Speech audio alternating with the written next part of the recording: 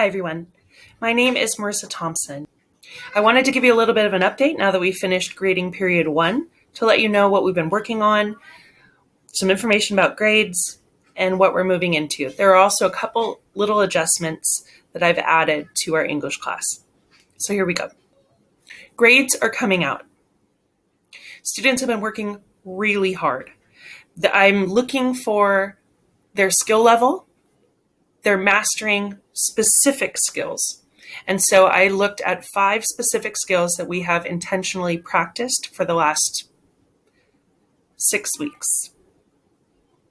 I'm looking for consistency of their ability. So I'm not looking to see if they can do something once. I'm looking to see, can they do something every time? That shows me that they have mastered that skill. Can they make errors? Absolutely. But there's a difference in committing some errors and not doing things.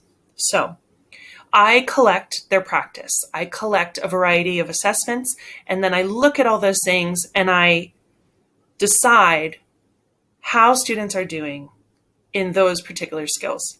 And I use the information from their self-assessment to see what they think about it as well. You're going to find a recording of my feedback to students as well as their letter grade for the grading period on their self-assessment. Students received either an A, a B, a C, or an I, which means incomplete.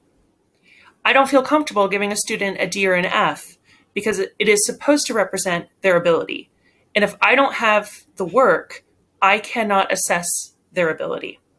So instead of a low grade and zeros and Ds and Fs, instead, you're going to see an I for my class and for other classes. This is so that you can complete the work, submit it, and so I can assess your actual ability instead of whether or not you did something. We are moving into Unit 2. We're actually in our second week. It's a project that started with UCSD, and they have several partners across the country, and it has turned into a national and international project called Us versus Hate. Students are reading a variety of texts. They're practicing even more skills, and I'm seeing so much growth in their writing. If you haven't shown your family your work, students, please show your family your work. Show them what we're working on, explain to them the processes that we're using, and show them why you are doing so much better. The project is also focused on relevance. So we are looking at a variety of texts from a variety of authors and talking about and evaluating its relevance today. As with Unit 1, we will continue to practice a variety of skills, and at the end of the unit, I will collect multiple pieces of evidence so that I can assess their ability on the skills that we're practicing. Okay, as you know, on Mondays, we have classes at 9 a.m. and 10 a.m. Whichever one works for your schedule is fine by me, okay? From now on, at 11 a.m., following the 10 a.m. class, we're going to have an optional work hour so that students can complete their English work together, support each other, and ask questions. I highly recommend that students join that hour. I know that some of you are taking chemistry. I totally get that. Okay, so if you have questions, you're welcome to jump back in after chemistry. But here's the deal. If you're in my advisory class, that hour is mandatory. Okay, I'm going to be using that time as opposed to having your scheduled meets throughout the week. So if you're in my advisory class, I will see you at 11 a.m. on Mondays. I will use breakout rooms and I will meet with you individually, bring you into a room, and then you can go back and continue working on your English work, or you can go for the day. Okay, so I'll be bringing in advisory student after advisory student as students are working together on their English. If you've got chemistry and you're in my advisory class, I'll see you after chemistry. No problem.